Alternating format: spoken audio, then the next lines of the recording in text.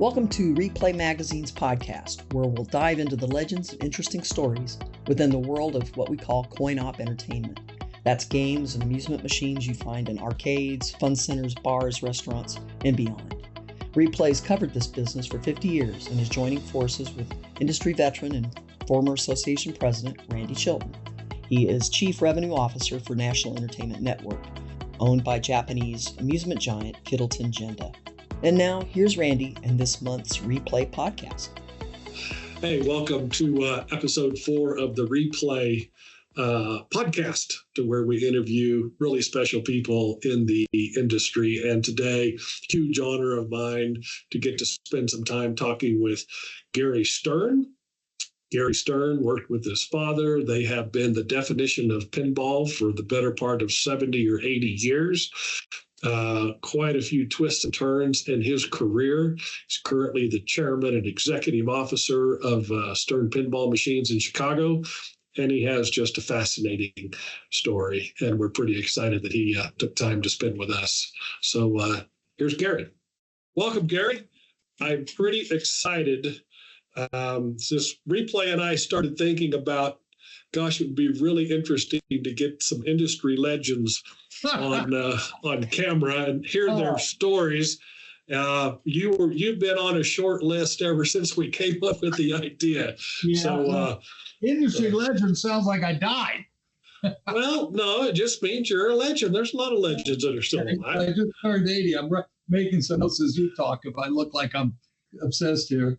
Well, let's start right there. You're 80. My God, you look terrific, and you're working every day. Give us and one thing I do want to say, scheduling with you is the funniest thing ever, because you are a man on the move. Give us a glimpse of day in the life of Gary Stern. Yeah, well, first of all, 80 and I look great. There was a older people will remember a movie called Cat Ballou.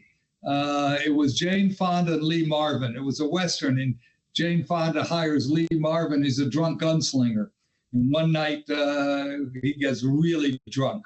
And the next day he's leaning against the hitching post, and his legs crossed. The horse is leaning against it with its legs crossed. I think it was Stubby K said, "Oh my God, your eyes, they look terrible." And he said, "You should see them from my side."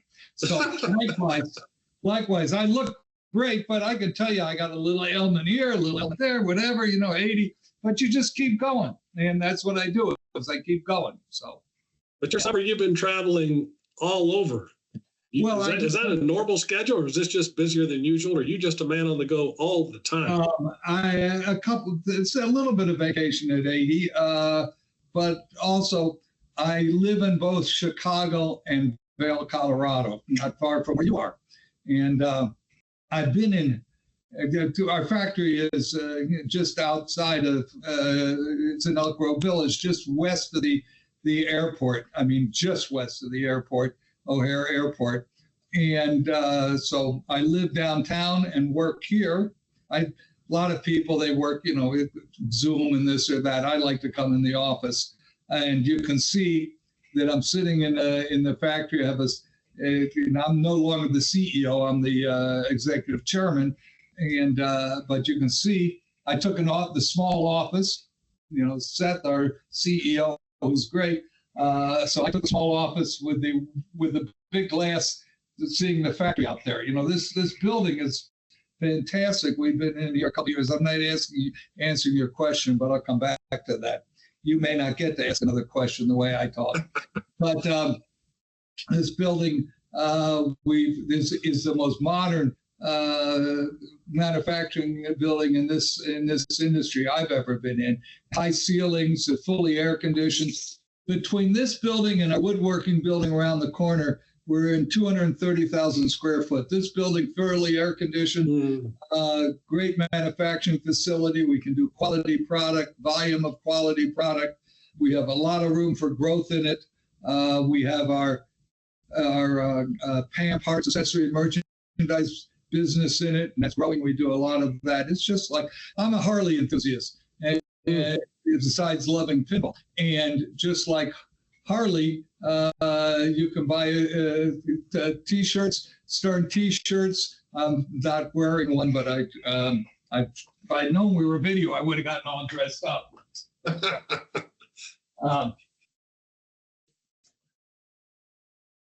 Stern T-shirts like this one. This is an older one. This happens to be here, and on the back, it says "Games with Balls." Yeah. So that's it. We have enthusiasts and what have you. You can buy accessories and also parts, and we have toppers for games. You can trick out your game just like whether you're an operator or a homeowner, just like you do a motorcycle. And with our Insider Connected, our games are connected, or you can connect them. You can run them without connected, but much smarter to run them with connected, with Insider Connected. And with them, if they're connected, we have over 300,000 Insider Connected players, and they're looking for these games. If they're enthusiasts or they're not enthusiasts, they're looking for the games. Well, an operator's game that's connected is on our locator map, and somebody looking for the new game will find it. They'll look for it, and the games do well, earn more money. We can see when the earnings are highest, like weekends, of course. Surprise, surprise. We got all types of statistics. We can just adjust the games. We download code. That's trivial. I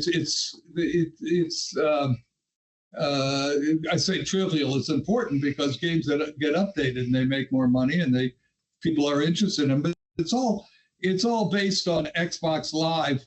It's not based on. It's similar to Xbox Live, and today people are gamers, and the Xbox Live people, they get just like with our games, they get awards and achievements and what have you, and then we're able to, we have for the operator, we have a locator for the players to go find the games. There's as I said, hundreds of thousands of people looking for the new game. Best to get the new game when it's new, because that's when they're going to be looking for it to earn more money then. They play not only for points, they pay for awards. And there's all kinds of different things we're doing. We made with D&D, Dungeons and Dragons, the dungeon changes every week. So the game changes. That's because the game's connected. Yeah, you can play it not connected, but if it's connected, it's going to update features and have a new play every week, something new every week on it. So, as I say, we can update games. The future has changed. Pinball has changed, and the player has changed. The player is a gamer today. So there's plenty in our games for people like me. There's plenty in our games for great players because they're gamers. They're more than just, it used to be in a pinball, the rollovers at the top, ABC, you got those, and you lit the red special. There's simple things now. There's mechanical things, the mechanical action toys, but there's also deeper rules for people to really get into, and they do. But you asked me about travel and so forth, and I digress. Well, I better be careful with my questions. I think I'm only going to get about 3 in here. So I live both here and in Vail. I've been in Vail in the same building since 1978, and the apartment I'm in now in 1993. I don't think I could afford my apartment today.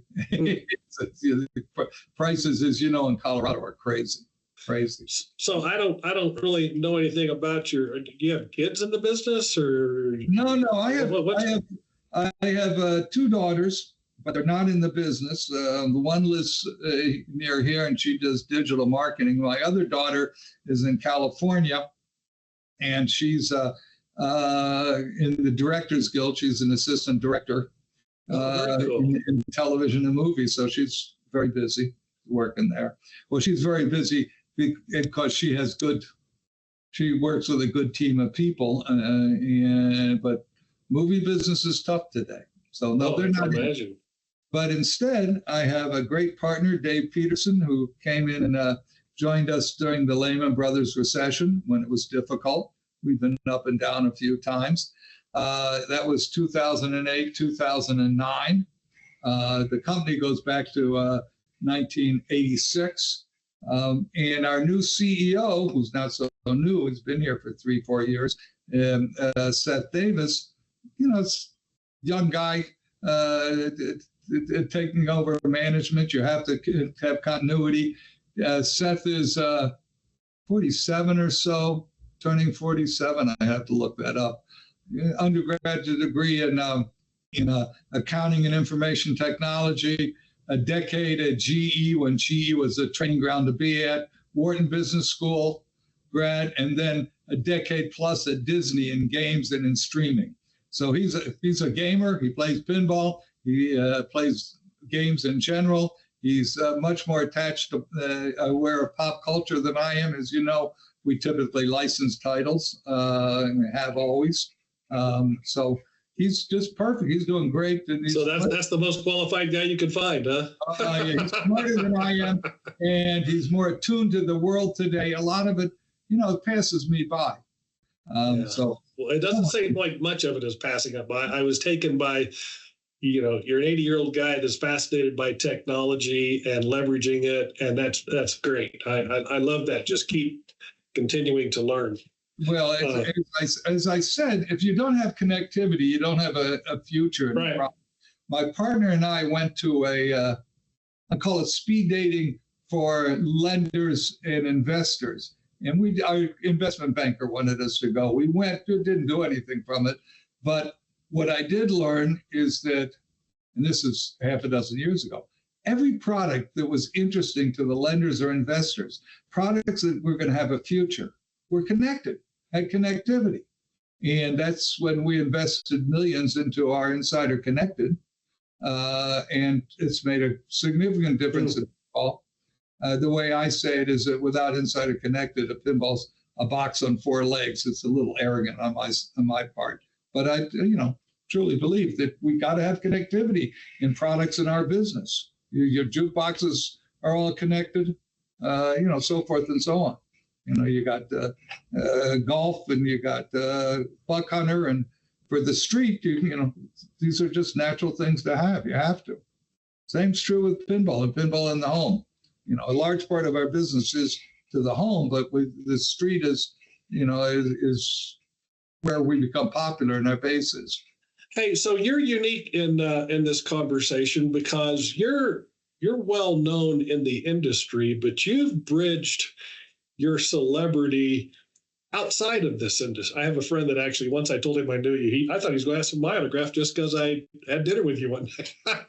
So you really do have celebrity outside of, because your name's on, I don't know how many tens of thousands of pinball machines. Tell me about that. I mean, you Google your name, you've been interviewed by just about everybody. So. Oh, I don't know. It's just, I'm just. The guys who are important are the creative people, the guys who design our games and the guys who design the Insider Connected, the achievements and the awards and so forth, the challenges that people have. I'm just a businessman who needed a job, and that's why I'm here. I needed a job, so there weren't a lot of jobs for former presidents of pinball companies or whatever. I had to create this company, which we did in 1986, originally with Date East as an investor. And then we sold it from us and Date East to Sega in 93. And in 99, we bought it back from Sega. Well, I was reading all your history, and you've had some really interesting turning points, and you can fact check me and correct me, which I'm sure you will. But I read that Stern closed their doors in 85. 84 was the Stern Electronics. 84. Yeah. And you found a way to survive. Then we transitioned into the Data East period, correct? Yeah, and that started in 86. And that was a bare walls, start with nothing. It was Joe Kamenko and myself and Shelley Sachs. That Shelley picture back there, she's since passed away. And Franchi, one of the artists, did that painting of her. Larry, her husband, has the other copy of it. So I think that then when Williams, who dominated the pinball industry, closed their doors in '96 to go focus on gaming, you said, well, I'm just going to be Stern Pinball. Yeah. Well, that was, they quit pinball in '99. They had come out with a P2K Pinball 2000, which was a misnomer because they quit in '99. They made a valiant attempt. George Gomez, who's our chief creative officer, was very involved in that at the time. We had for my 80th, we had for the whole group here, 400 and some people, almost 500 people. We had cupcakes and ice cream and a big birthday cake for both. I was 80 on June 12th. He was 70 on June 1st. So we celebrated both of our birthdays together. But yeah, we saw the opportunity that, Williams was a great company. It was my father's company at one point, from 1947 to 64. And then he stayed there. I started there in the stockroom when I was 16 for summers, and later, after practicing law for a few years, worked there before we left, and I started Stern Electronics, Stern Pinball. As I said, needed a job, so I had to have a pinball company. I practiced law for a couple of years. I owned, as a sideline, what I call hippie jazz and blues club, and then I was part owner in a 1,000-seat nightclub, and that's all related to the same entertainment as our games. Right. But that was never my primary business. Well, that's interesting, because I didn't realize till I did some research, you are an attorney. Did you leave being attorney due to a dislike of being attorney and a love of the game business, or what was the motivation? That's pretty much it. If I was with a boutique bank and bankruptcy firm, and it was very nice, and it was good. I was only there for a few years. They say you got to practice for 5 years till you're really a real attorney. And so I didn't make it for 5 years, and I instead came and joined the pinball business. Something I guess I always wanted to do. But my father, of course, was, I started working for him, and then it sort of flipped a little bit. But I thought I was very lucky to work with my father. How lucky I was! I knew his strengths better than anybody else. The other people did. I knew weaknesses other people didn't know. I knew him well, it was. Now at my age, I realize how lucky he was, because my children don't work with me, as you asked earlier, and I see them a lot, speak to them, but there's a difference between being with them every day. He got to be with his son, one of his two sons, every day for years. And I think that, the old nuclear family, working family, farm family, whatever you might say, that opportunity to work with your children, it's a great opportunity to work with your parent, but to work with your children and be with them as they develop is even better, even more important. You understand part of that, at least. I was partners with my father for 16 years in Wichita, Kansas, and a lot of that was through some of the changes in the industry, like the video game craze, where everybody just stopped buying everything but video games. But family-owned businesses. I can remember, I'm not going to lie, I remember some days where we didn't want to be around each other. I understand that. Well, when I was 16, but you're right. When I was 16, I was working in the stockroom, and I was home from college. I was working in the stockroom, and 6:37 in the morning, my mother, she woke me up, and I said, well, I don't have to go to work today. Sam fired me. Right? And she said, well, I just rehired you. Get your ass out of bed and go to work. I just rehired you. But you're right. Sometimes you don't, you didn't want to deal with each other. Yeah. So none of us knew Sam. Tell us how you remember Sam, your dad. Sam died in '84, and a long time ago. It's amazing. And that's 40 years ago. Of course, I'm 80, so it's a little more than 40 years ago. I don't remember him well enough. That's the first thing I'm going to say. Mm. He was Mr. Stern, whereas I'm Gary. He was Mr. Stern, and he was just smart and saw things, and he was a self-made man, and just kept at it. I know times when things didn't go well for him at Williams, and in fact, he had sold Williams to he was from Philadelphia, a Philadelphia company, and Sunray Drugs, and they had trouble, so he had to buy it back, and it was a very tense time, I guess. Again, I was in high school at the time, and then later he sold it to Seaberg, and that was in 1964 that he sold it to Seaberg. I was in college. I graduated high school in '63, started college in '63, and I was sort of, I wanted to go in pinball then, and he sold the company. But having seen ups and downs, I can certainly understand now why he sold my company. I didn't get to be there and so forth. Well, I got to be there, but it wasn't the same as staying there forever. I understand the difficulties, and as you do when you have your family business, and there are times when there's ups and downs. And we had, as I said, Lehman Brothers recession wasn't a comfortable time. We've had a few times that weren't so comfortable. What was, I can think of the 80s when nobody was buying pinballs. Matter of fact, I just thought pinball was over. And obviously you didn't. And then you got Williams. What was the low point? What was the time when you just thought, man, maybe it really is over? Did you ever have any of those moments? Which one? Did you have some times when people just said, Gary, you're just crazy, man. You can't do this. Well, when we started this company, people thought, well, why do we need another pinball company? You had Gottlieb in Williams and Valley, which were separate when we started this, Williams and Valley, and why do you need another one? And once again, needed a job. So I got somebody to invest in it. Cam and Co., who's now has done a fantastic job with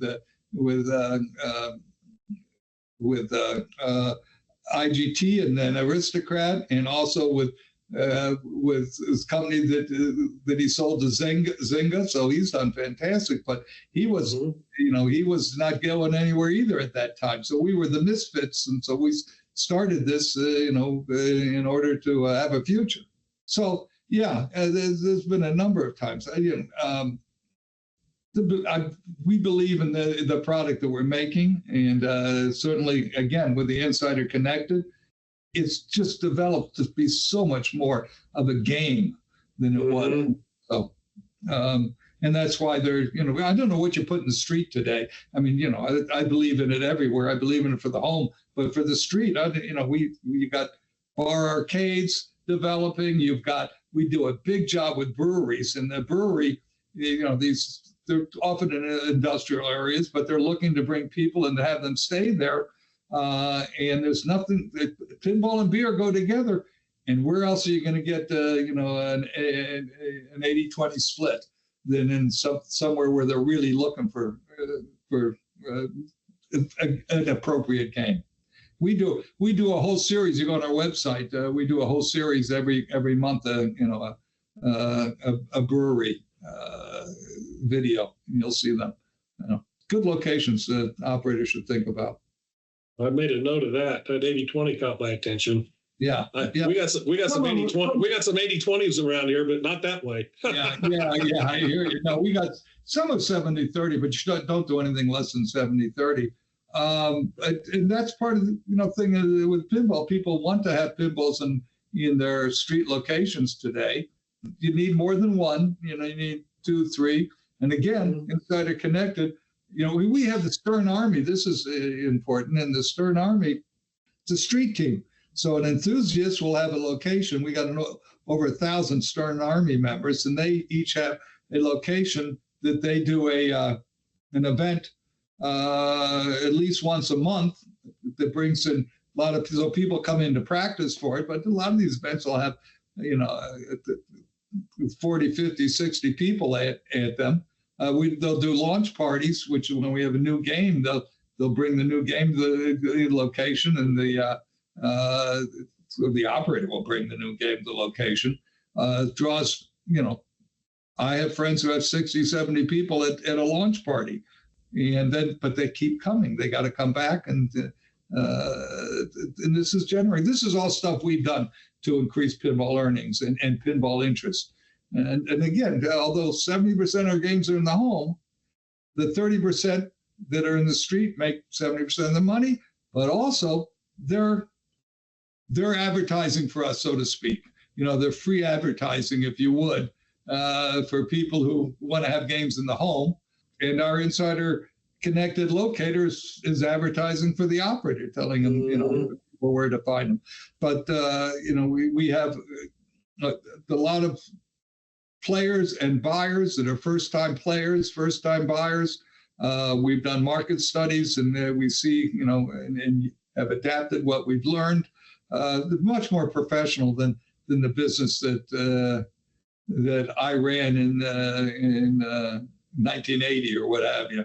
The world's changed, and so we have a professional way of seeing what games are attractive, what to do to the games. And with Insider Connected, we can see what the games as a whole are doing and what adjustments we might want to make.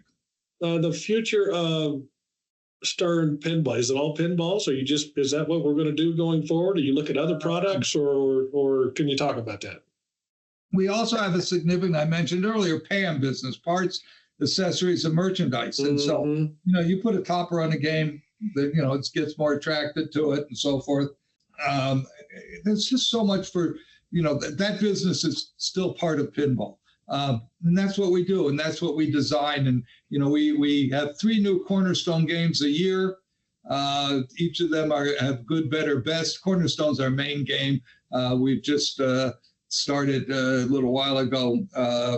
First, we did Dungeons and Dragons, and then King Kong. All of them are licensed, or King Kong's public domain. But because of these titles, that brings people to them. So good, better, best, pro, premium, limited edition for the collector.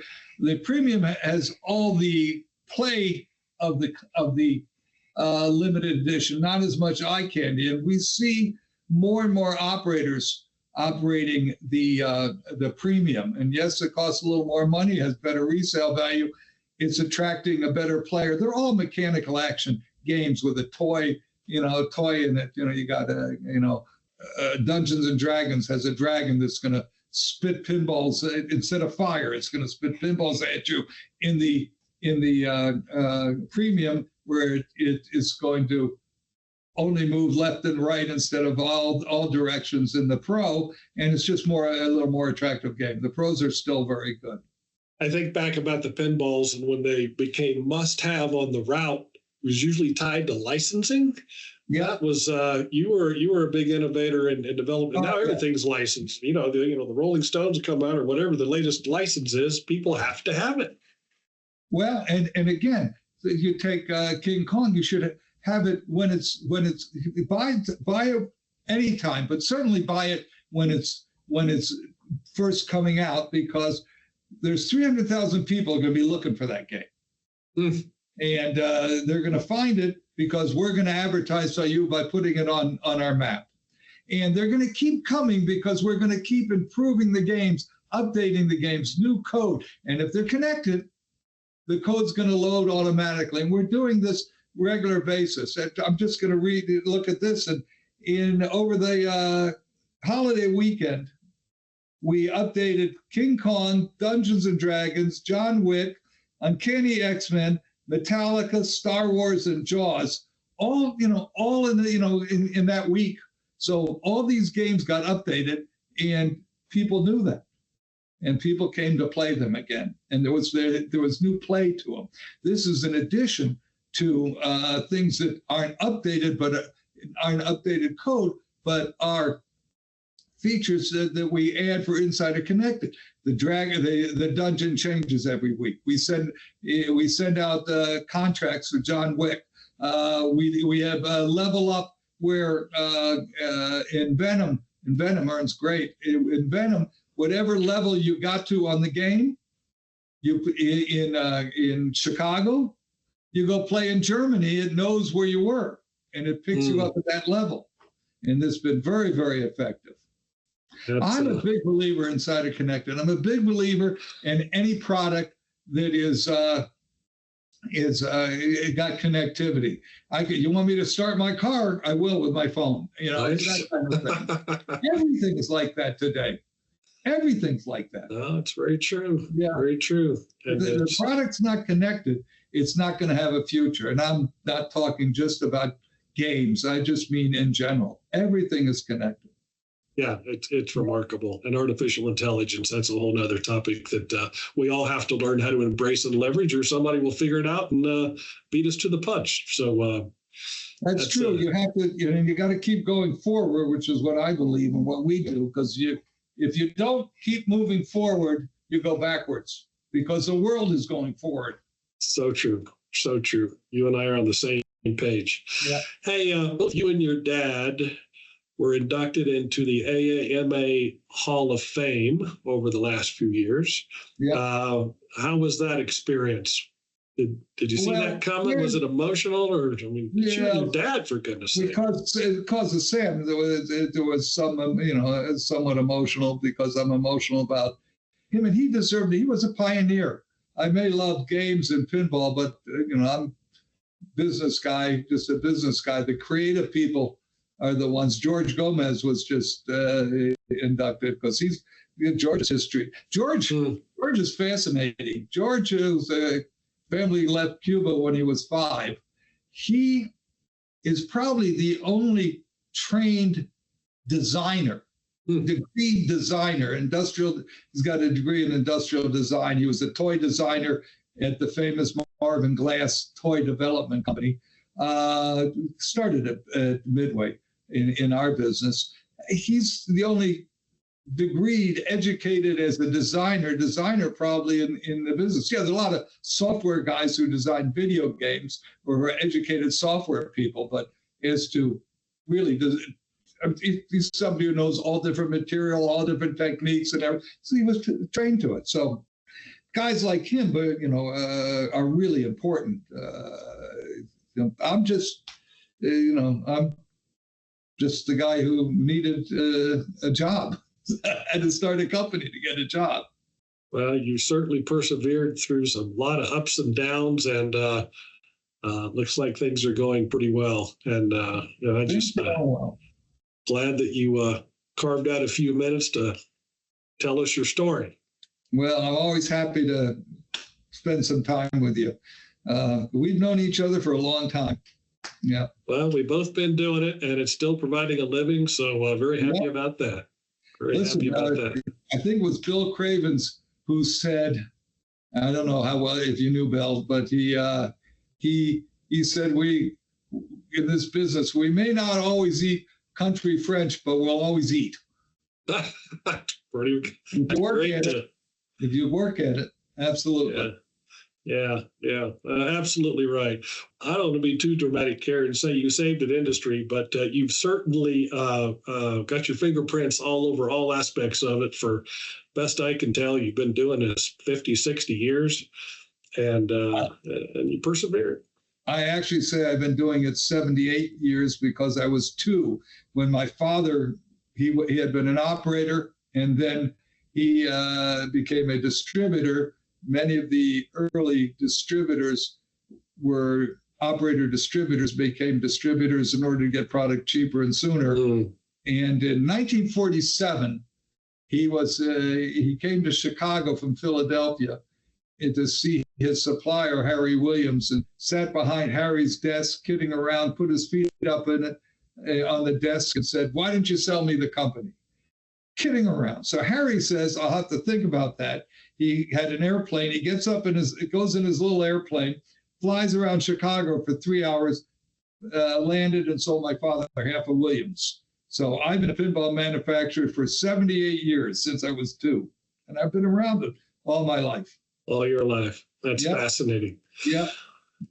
Well, you have a great story. We may have to loop back around with you and do a chapter 2 of this. But this has been a lot of fun. And for me, some of the most fun is I actually do some research in advance of this. And just great respect for your story and your contribution to the industry. And hey, you're a Colorado guy. So I saw pictures. You were up in Beaver Creek over the 4th of July. So sometime I'll run up and. I was in the. Dan Sunday, I don't know if you know Dan's Alpine Vending, so he's my friend up in the area. We all know Dan very well. Yes, yeah, I bet you do. So he has a house right on the top of the hill in Avon, across from Avon. So we go. He has a party for the 3rd, which is when the fireworks are in Avon. Then in the morning on the 4th. There's a parade through Vail, a little hokey parade. And at the beginning of it, there's about 40 motorcycles or so. And so we ride in that. I have an old bike up there. And then later that night, I was in Beaver Creek, country music and their fireworks up in Beaver. So Colorado's great. That's where I go 4th of July instead of here, Chicago. And I live half the time or more there. Yeah. Well, I guess we have to go. A thing came up and said 5 minutes left in your meeting. So that was the time. I don't care, but we'll wrap this. But thanks for your time, and we hope to see you again really soon, Gary. It's my pleasure. I hope to see you out in Colorado. Okay. Game over.